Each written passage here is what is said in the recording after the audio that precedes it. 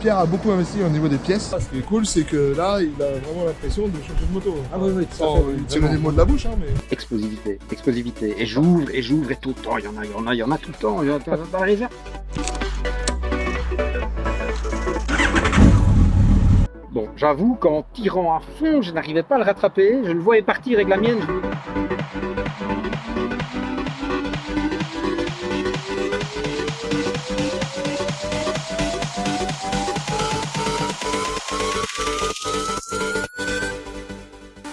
Ave la douzaille.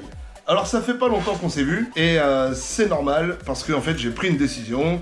Je vais essayer de sortir une vidéo par mois. Voilà, c'est pas énorme, mais c'est beaucoup plus que ce que je faisais parce que parfois je suis resté plus d'1 an sans faire de vidéo. Alors je suis très heureux de vous montrer la suite de l'épisode 2 donc de Pierre qui roule, d'une des vidéos qui a le plus marché sur la chaîne où j'explique ce que Pierre me demande comme modification. Et là cette vidéo ce sera le détail de toutes les modifications que j'ai faites. Et après sa venue, quand il est revenu de Belgique chercher sa moto et qu'on allait l'essayer ensemble, vous aurez ses impressions, vous aurez tout. Je vais essayer de vous donner un maximum d'informations sur tout ce qu'on a fait, enfin ce que j'ai fait et ce qu'il m'a demandé. Et pour ceux qui n'ont pas vu l'épisode 1, je vous le mets ici. Autre chose aussi sur la chaîne, je suis super content, on vient de passer les 800 abonnés et tout ça c'est grâce à vous, c'est parce que vous me soutenez, vous mettez des likes, vous mettez des commentaires, vous vous abonnez, vous parlez de ça, vous partagez aussi, je le sais, et ça me fait énormément plaisir parce que ça monte tout doucement, mais ça monte sûrement, et donc ça montre qu'il y a des gens qui s'intéressent au 12R, à la belle mécanique, et ça fait vraiment, vraiment plaisir. Donc j'espère qu'on va fêter les 1000 le mois prochain dans la prochaine vidéo. Je vous souhaite donc un bon visionnage et faites-moi exploser le pouce bleu. Allez, let's go!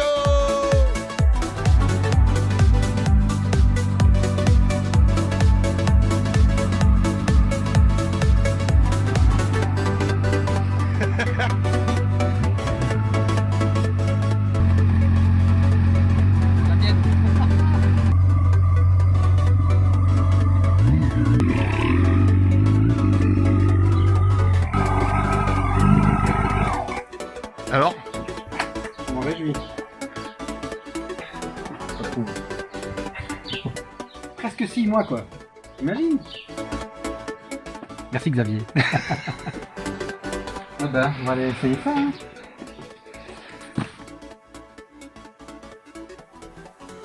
Pierre, je t'annonce tout de suite que quand tu vas prendre la moto, il va falloir que tu fasses très très attention. Il est hyper dur, comme la mienne.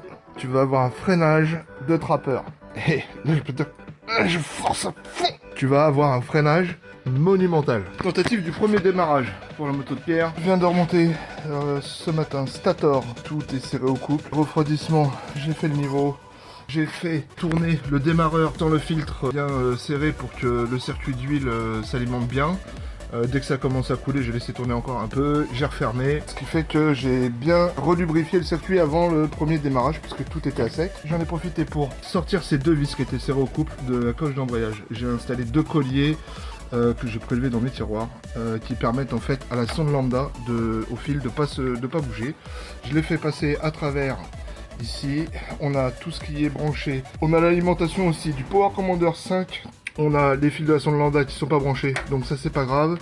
J'ai pas encore fait les clignotants arrière. Ce matin j'ai nettoyé les filtres à air Cayenne que je donne à Pierre. Et je les ai nettoyés, séchés, graissés. J'ai mis le liquide de refroidissement, tout neuf bien sûr. L'huile, on est impeccable au niveau de l'huile, puisque j'ai fait le niveau.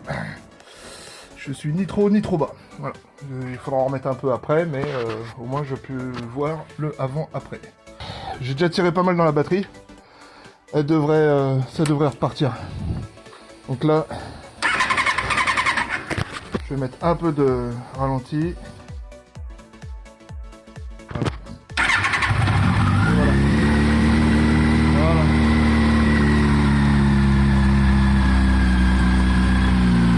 Elle démarre impeccable, hein.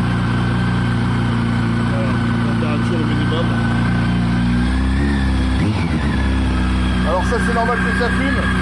Il y a toujours de l'huile sur la ligne, tout ça. Et sinon, ouais, elle marche super. Il y a zéro bruit.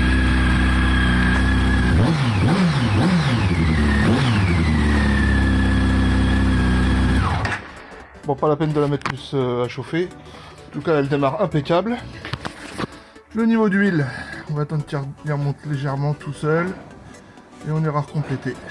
J'ai fait un complément, donc en fait j'ai mis 3 litres 8, 3 litres 9 d'huile neuve. Câble d'embrayage à remettre. Là j'ai fait passer le câble pour l'alimentation de son chargeur de téléphone qui est là. Au niveau de l'accélérateur, j'ai fait le réglage. Je vais tout démonter bien sûr. Il revient instantanément tout seul. Là, faut que je fasse attention parce que là, ça me gênait pour mettre la manche du ramer. Faut que je le repositionne. Voilà. Allez, c'est parti pour les 5 tools.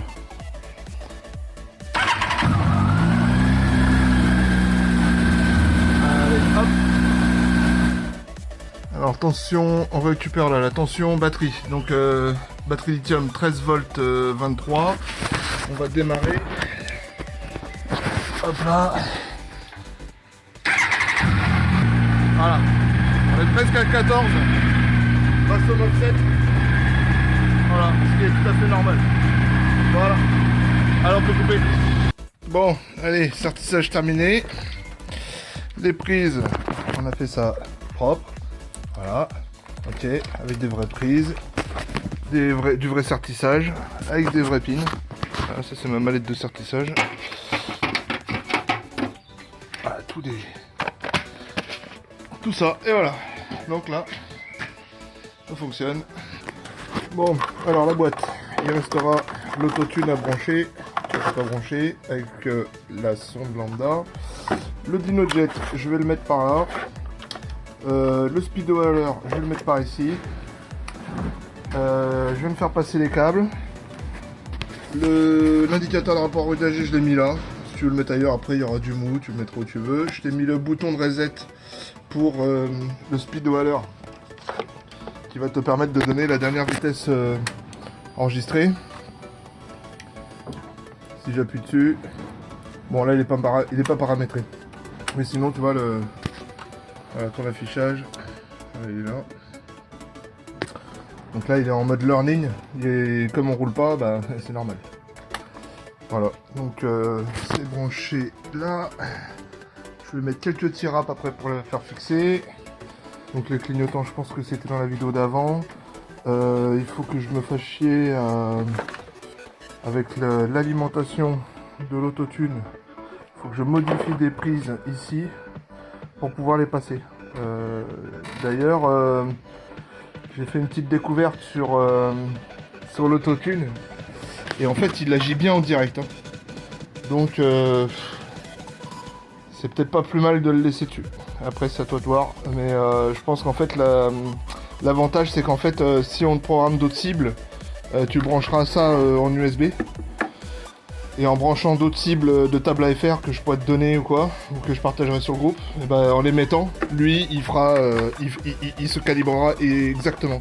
Donc si un jour, je fais des cartos qui sont vraiment très économes, par exemple, ou très performances, et ben, avec l'autotune, si tu gardes toute l'installation comme ça, et bien, ce sera mieux. Donc, faudra qu'on en discute. Tu me diras si ça t'intéresse de le garder ou pas. Parce que sinon, tu vas avoir une carto, mais sans évolution possible. Et puis pour refaire une carto un jour, tu vas galérer. Je pense que le mieux, c'est de laisser l'autotune. Après, moi, c'est comme ça que j'ai fait sur la mienne. Allez, c'est bon pour ce soir, là, 17h45. J'ai commencé, il était 9h45. Donc, voilà. Motopierre, aujourd'hui, mercredi. J'ai mis l'ampoule LED, la veilleuse LED. Donc, il y avait bien les phares à LED. Tout fonctionne correctement. Donc, le voltmètre, il est ici coincé entre le tableau de bord et la bulle. C'est comme ça que j'ai fait sur la mienne. C'est le plus simple. Et donc le câblage, il est bien protégé. Gain, j'ai fait un câblage dans les normes. J'avais une panne. Il y avait un des contacts du phare là, qui s'était barré derrière la prise. Hein. Alors peut-être qu'en le mettant, c'était sorti le câble. J'ai cherché sur la doc, j'ai trouvé. Voilà. Je me suis aperçu sur l'autre moto que ce que j'avais fait n'était pas extraordinaire. Donc là, bah, j'ai meulé, donc c'est plus tranchant. J'ai installé un écrou prisonnier, exactement le même principe que ceux qu'il y a sur le cadre. Là. J'ai positionné ici. Et ce qui permet en fait de... Le MOF7 qui va arriver pile poil à un meilleur endroit que j'avais mis. Ça appuiera encore moins sur le carénage qu'avant. Ça appuie un petit peu sur le carénage mais pas trop. Là ça appuiera plus du tout. Voilà. Et en plus de ça, avec une seule vis, tu seras pas obligé de passer avec une clé derrière pour démonter. Tu feras un démontage facile. Voilà. Donc mieux comme ça. Voilà. Donc tu auras aujourd'hui à ce jour tu as le meilleur support MOF7 existant. Avec t'auras juste en fait à desserrer une vis. Parce qu'en dessous il n'y a pas de vis. Hein, ça sert de toute façon à rien parce que tu vois comme c'est fixé là, ça bouge pas. Hein. On déverrouille la selle. Ici. Comme je t'ai dit, hein, j'ai mis de la moquette partout. Ça sera scratchable comme ça. Donc là j'ai encore tout le câblage de l'autotune à faire. Ça voilà. Scratchable.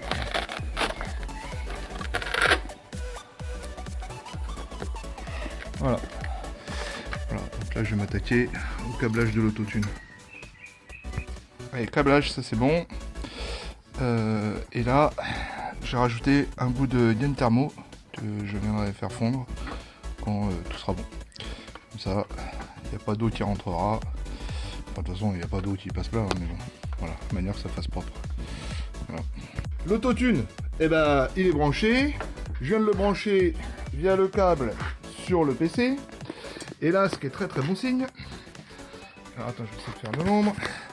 C'est que, tu vois, regarde ici, on a bien la mesure d'AFR de la sonde lambda.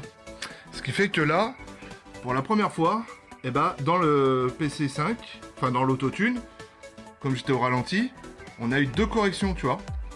Alors ce qui est cool, toute la partie reprog va être fonctionnelle. Par contre, je vais redémarrer. Voilà, on a la mesure tout de suite d'AFR. Donc là, on a une AFR à 13, 14. Et si on regarde la target, on est à 13,5, d'accord? Alors c'est normal. Voilà. Ça, je vais refaire. Hein. C'est cette table-là que je t'en donnerai des fois pour améliorer en fait les performances de ta moto au fur et à mesure. Donc ça, toi, tu auras juste à les envoyer. Il y aura un tuto et tu pourras bénéficier des meilleures tables AFR que j'aurai produites plus tard. Tu vois? Ça, c'est cool. Bon, je crois qu'en fait, il y a un problème de câblage là. Chauffé et il va falloir que je protège les câbles. On va voir si ça klaxonne, mais là je crois que c'est ça. Hein. Parce que c'est bien le câble du klaxon et j'avais regardé partout, je comprends pas. Donc voilà. Alors si j'accélère.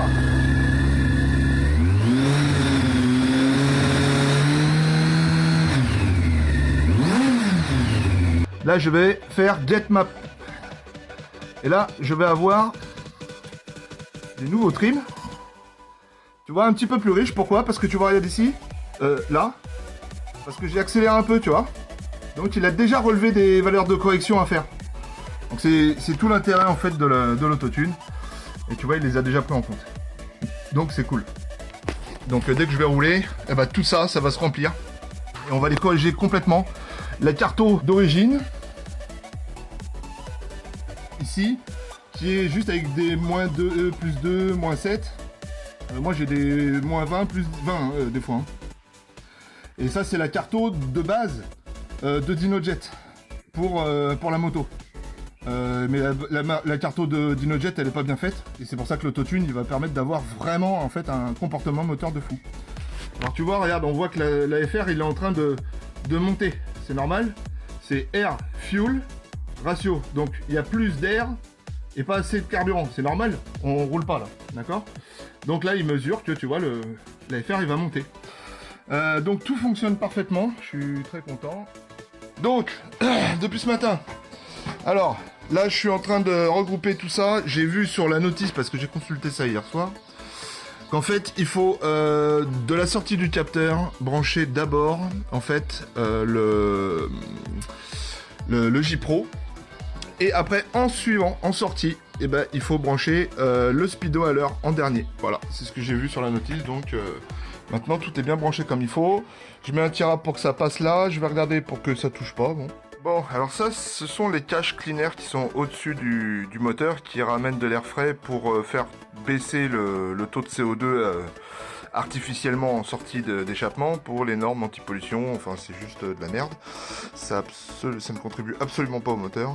C'était juste pour contrer des normes. Donc, le truc, c'est comme ça rajoute de l'air frais dans les gaz d'échappement, t'imagines bien que la sonde lambda, elle pourrait être faussée. Donc, pour ça, eh bien, si tu veux, j'ai écrasé déjà les lamelles dessus, hein. C'est comme les clapets de mobilette, hein, normalement, hein, ça s'ouvre. Donc là déjà ils sont écrasés. Et le truc c'est que remonter le cleaner c'est un peu con, parce qu'il sert absolument à rien. Donc pour virer ce tube là et pas remettre le cleaner, moi sur la mienne j'ai fait concevoir, enfin j'avais acheté à l'époque plus de 50 balles une plaque, hein, qui remplaçait ce truc là. Et là je viens de te trouver une bidouille gratos, avec un vieux joint de cache-culbuteur qu'on a changé sur la tienne, donc pour l'étanchéité, et derrière voilà un écrou, c'est pas encore serré mais voilà, donc ça va permettre de boucher le truc proprement et pas avoir à refaire concevoir des plaques et tout. Alors peut-être que dans le futur j'en ferai faire, pour l'instant, ou j'en ferai peut-être, je sais pas quoi. Mais bon, pour l'instant, plan B, voilà. Alors voilà, je sais pas si tu vas voir là, il y a la prise devant bien sûr, et ce sera déjà vachement mieux, ça évite les tubes et tout, et il y a de la place là-haut, et normalement il y a le cleaner à remettre, mais franchement comme il est chanté et qu'il ne servira plus jamais, il n'y a aucun souci. Coupé propre déjà, tu vois, et en plus, bon tu vois, ça tient. Et l'idée c'est juste que ça rentre pas. Donc moi c'est ce que je fais sur la mienne. Je recoupe propre, je force un peu pour que ça puisse venir sur le filetage. Et voilà, bon. Et tu veux racheter du neuf? Tiens. Ça.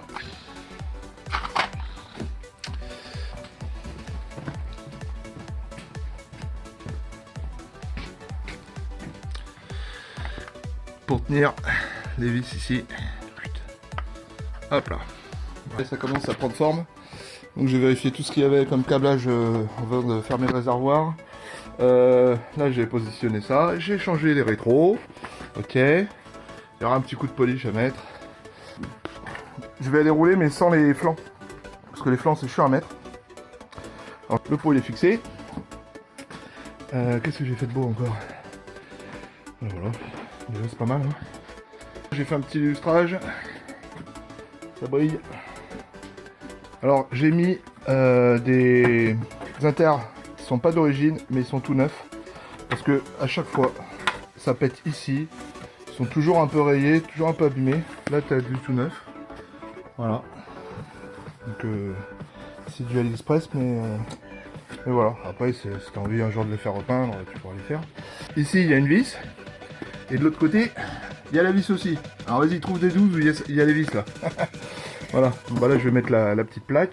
Je pense que ça va te faire plaisir de l'avoir comme ça.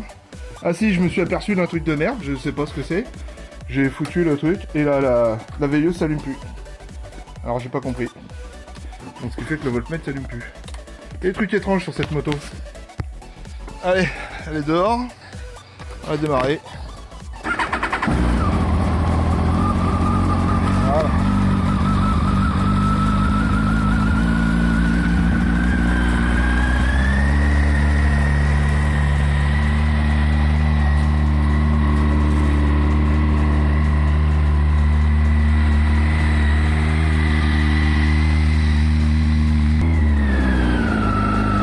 Alors tiens, attention là.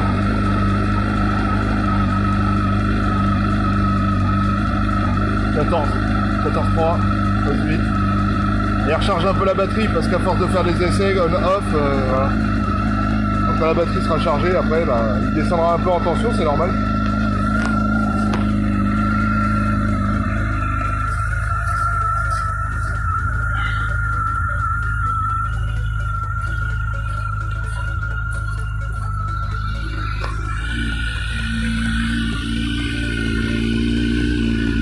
pas tarder à l'essayer, hein.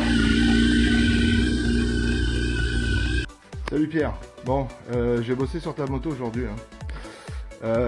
J'ai remonté. Bon, tu vois, ça c'est nouveau. Je l'ai jamais vu. Moi non plus, je viens de finir de le monter. Je vais foutre un tirap ici là, pour bloquer ça en attendant, parce que je sais pas trop comment le mettre. C'est un peu chiant, je crois. Voilà, bon, il est remonté, sauf les flancs. Hein, j'ai pas remonté les flancs. J'ai remis une bulle là en attendant. Et je vais partir demain à l'école de la perf avec. Je vais pouvoir rouler avec pour la première fois. Puis voir ce qu'il y a qui va pas. En espérant que la semaine prochaine, elle soit complètement bouclée. Parce que cette semaine, tous les soirs, je dois bosser sur mon dossier que je dois rendre vendredi. Salut mon Pierre. Allez, on se prépare. Et je vais à l'école. Hop, on allumage les feux. Ah merde, j'ai oublié de ranger la verte. Faut que je range la verte. Bien arrivé Pierre. Bon, petit souci de frein arrière. Sinon bah les disques, hein, tu freines, bah ça se nettoie. Ça marche super bien. Les pneus étaient neufs. Bah ils étaient hein. Et tu vois, je suis allé jusqu'au bout. Même au bout ça a touché, tu vois. Donc voilà, la route de Mediro est sympa. Donc Gel GT en 190-55, c'est vraiment le top. La moto elle part dans l'angle super bien. Franchement, la moto elle est pas mal du tout. Il y a juste le frein arrière pour moi là. Et c'est tout. Là, à suivre. La carto elle a l'air de se faire progressivement aussi. Donc on est pas mal. Je vais rouler toute la semaine et puis après, je vais l'habiller dans pas longtemps je pense. Et voilà. Salut Pierre. Pour la première fois, carénage remonté. Je t'ai installé ça là. Je te cache pas que j'ai galéré. Donc en fait le principe c'est que ici tu vois, hop, t'appuies là. Alors c'est un que j'ai récupéré, la mousse elle est un peu abîmée, écoute, tu repeindras, tu feras ce que tu veux. Et l'avantage c'est que bah voilà, ça tient, tu vois. Donc tu as ton support de téléphone. Voilà. Et ça va me permettre d'étalonner le compteur comme il faut. Regarde aussi, petite surprise que je t'ai fait.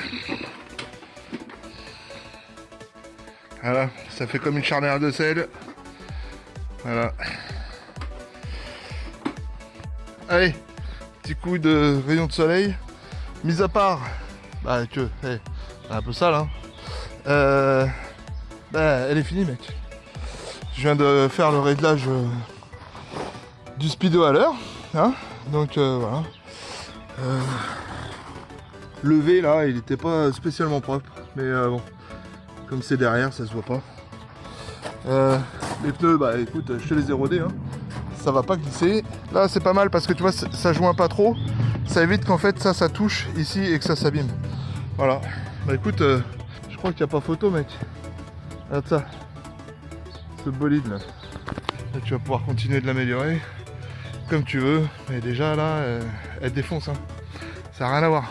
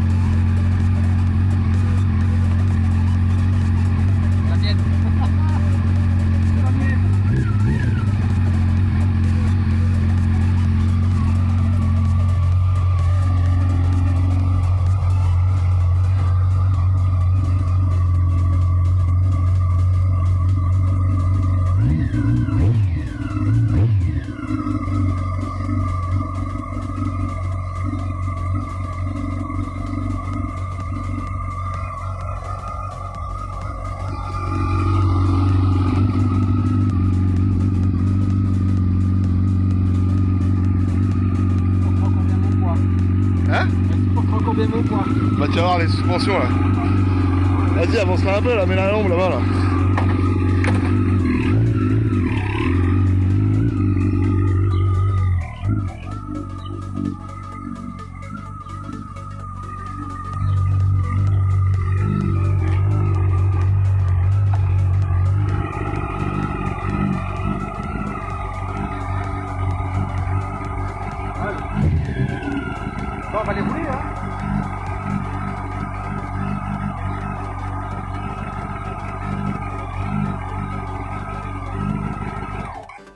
Alors?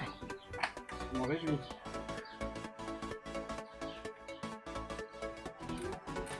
Je devrais régler un peu l'enlever, là.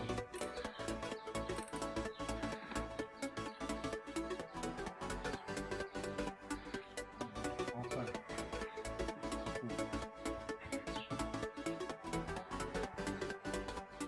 Presque 6 mois quoi. Imagine. Oh, ça fait bien.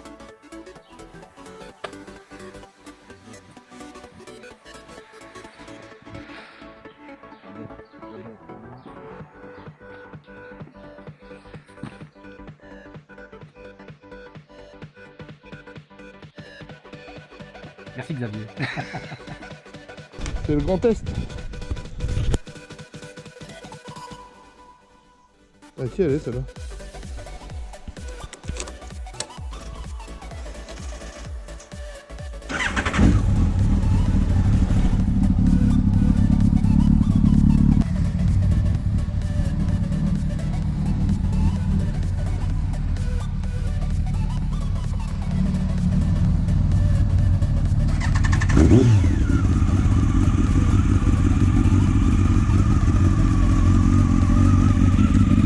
C'est la petite sœur. La petite sœur.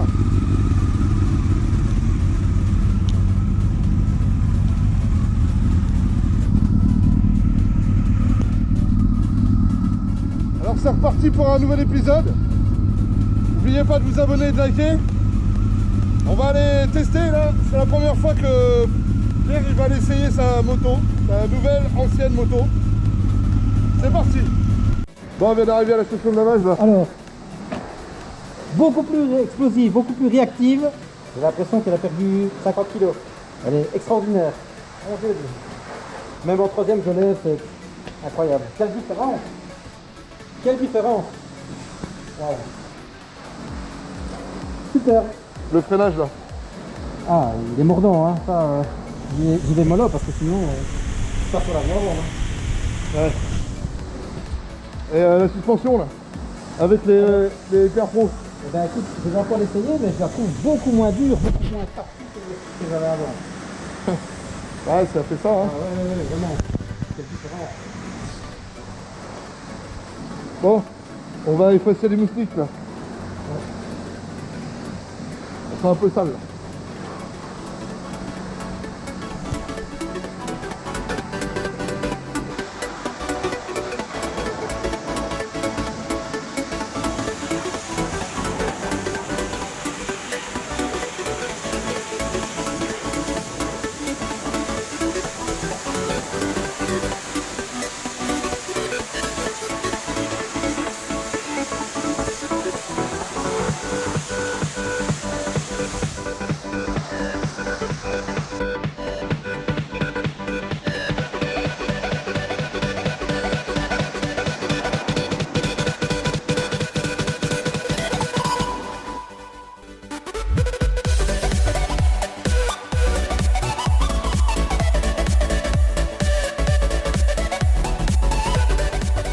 Elles sont bien propres là. Ah, le sourire de Pierre, ça n'a pas de prix quoi. Allez, Rien à parle-moi un peu de voir. ta moto là. Rien à voir, c'est une agilité vraiment décuplée.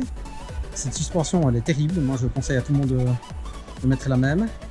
Et le freinage, incomparable. Incomparable. Vraiment.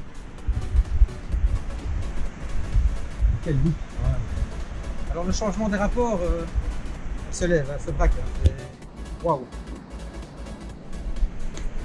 Vraiment, je ne savais pas qu'on aurait obtenu ça. Hein. Magnifique. Je suis désolé pour toi. Pourquoi? Parce qu'elle va mieux que la tienne. Bah, ça fait plaisir de te livrer une moto comme ça quoi.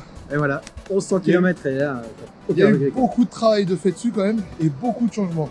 Pierre a beaucoup investi au niveau des pièces et du temps aussi parce que pour le faire c'est sûr que ça prend du temps. Et voilà, ce qui est cool c'est que là il a vraiment l'impression de changer de moto. Ah oui, tout Sans à fait. tirer les mots de la bouche hein, mais c'est une autre bécane. C'est une bécane. Donc, allez, sur les changements. Donc déjà, elle était grise, c'était une phase 1. Donc là, bien sûr, vous avez vu que c'était une phase 2. On a mis amortisseur arrière Hyper Pro. mais l'amortisseur complet avec le titre, la fourche avant équipée de ressorts Hyper Pro. On est passé aussi en -1, plus 2 à l'arrière avec la couronne Super Spox, ce qui permet en fait à la moto de pouvoir lâcher l'embrayage beaucoup plus tôt en première et qu'à basse vitesse elle tape pas. Et ça déjà, c'est un gros changement. Hein? Ouais. Et en plus ça permet aussi que la moto elle libère les chevaux à l'accélération. Je sais pas si toi tu t'en rends compte de ça, mais bien sûr. on y a mis une fourche radiale de phase 3 sur sa phase 1. On a mis les étriers Nissin de ZZR 1400, le mètre cylindre PR19 RCS, les du Ritavia, il n'avait pas non plus. Ouais. Ligne complète Akrapovic avec son lambda pour l'autotune. Donc Power Commander 5, autotune, carto réglé sur mesure. Voilà, il va pouvoir aussi refaire ses cartos en fonction des cibles que je lui redonnerai plus tard. Voilà, on est avec une bulle Air Max haute, un support de téléphone, il a l'amortisseur de direction Hyper Pro, le voltmètre, et puis toute la suite, hein. Offset, un carter de phase 2 avec un stator de phase 2 plus léger, ce qui lui permet d'avoir des réactions de reprise plus franches. Il y a la prise déportée qui est ici, il a le chargeur de téléphone, et bien sûr phare à LED. Voilà. Donc tout ça fait que cette moto, elle a quelque chose qui une phase 1 n'a pas, quoi. Voilà. Bon, et puis celle-là, hein. Celle-là, c'est mon bébé. C'est la grande sœur. Elle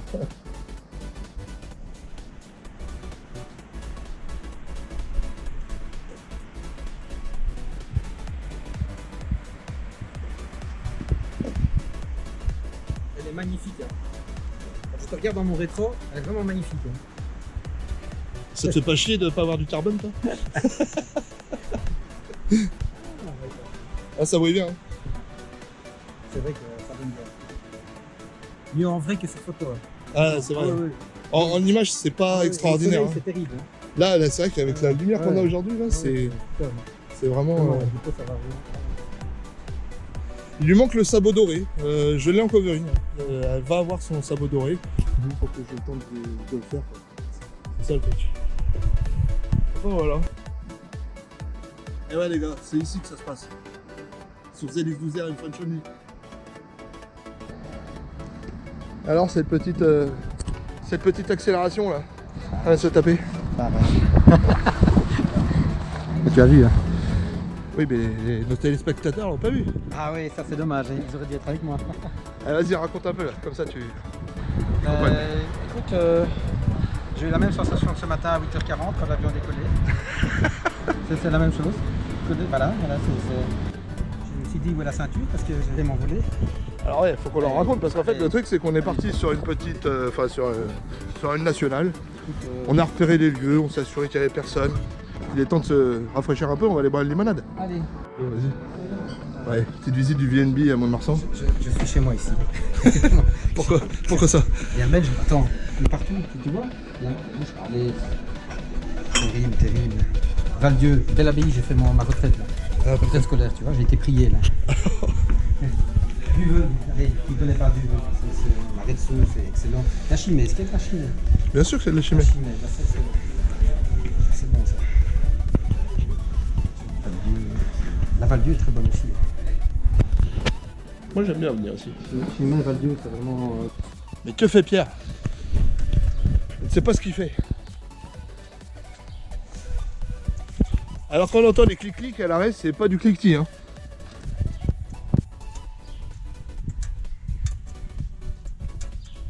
Le cliquetis, c'est pas ça. Bon Pierre, j'espère qu'il n'est pas tombé en panne d'essence, hein. Il est en train de faire le tour du village, il est perdu. Mon petit Pierre, tu es perdu. Je t'entends. Pierre a retrouvé le chemin de la maison.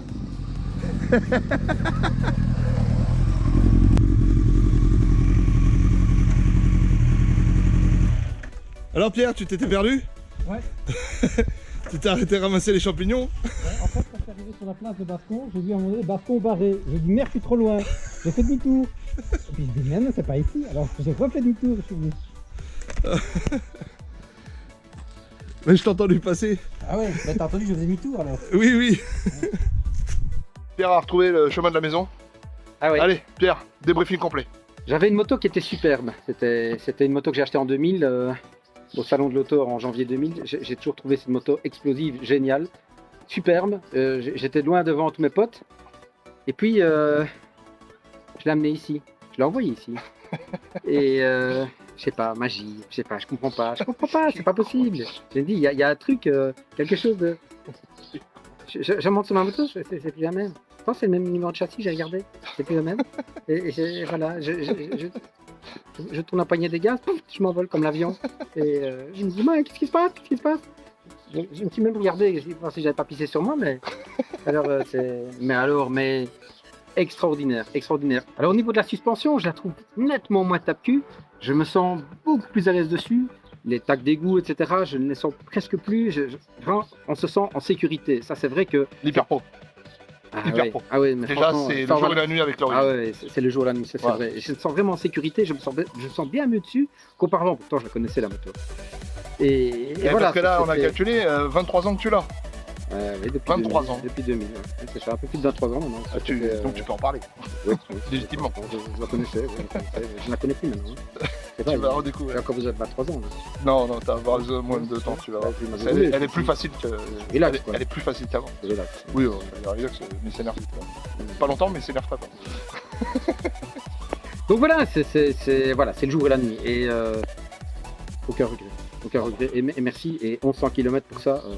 J'ai rien perdu, quoi. Vraiment, rien perdu. Bon, voilà. Alors ça c'est ta moto là. Oui.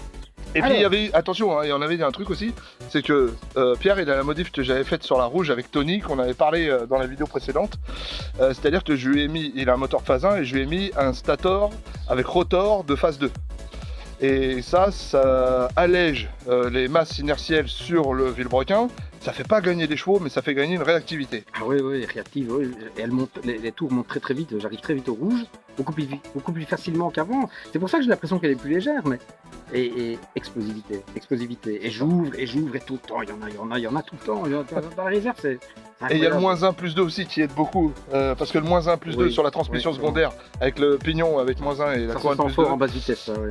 Et on a roulé un peu en centre-ville de Mont-de-Marsan à basse vitesse et tout. De jouer avec l'embrayage, voilà, ça c'est vrai. Terminé. Ça c'est un confort. On s'en fout d'arriver à 320. Et le confort d'accélération, une moto qui déleste, c'est vraiment très agréable. Ça s'agit presque parce qu'on se dit qu'il y en a trop. Oui, vraiment. Ben, voilà. Bon. Magnifique. Maintenant, bon, Xavier. On a échangé les motos après et il a pris la moto du chef. Voilà. J'ai pas perdu une dent là, non ça va.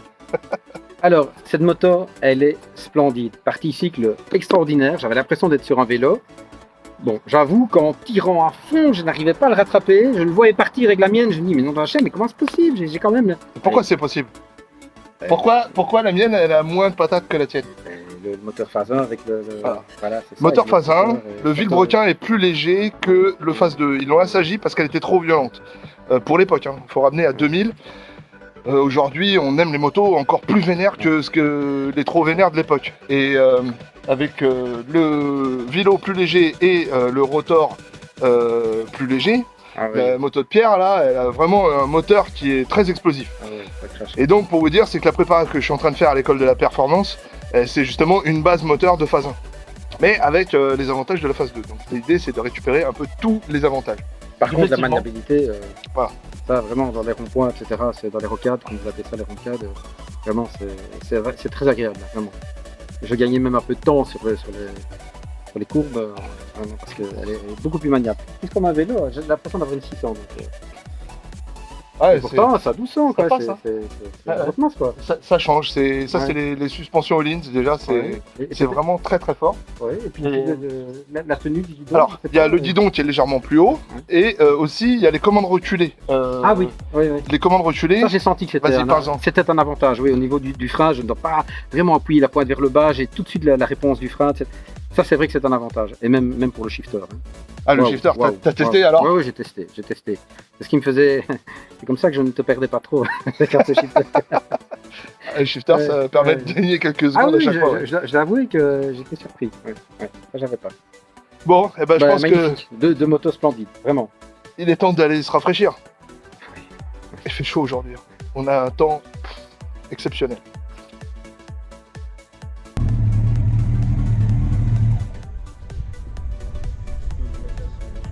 trop tard. Merci. Bon, on va bien manger, mon Pierre. Tu sais ce qu'on va là? Juste là. Juste là. Tiens, on va bien manger.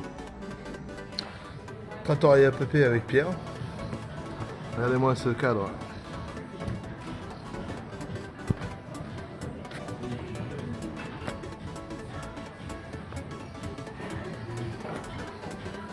Le plus heureux.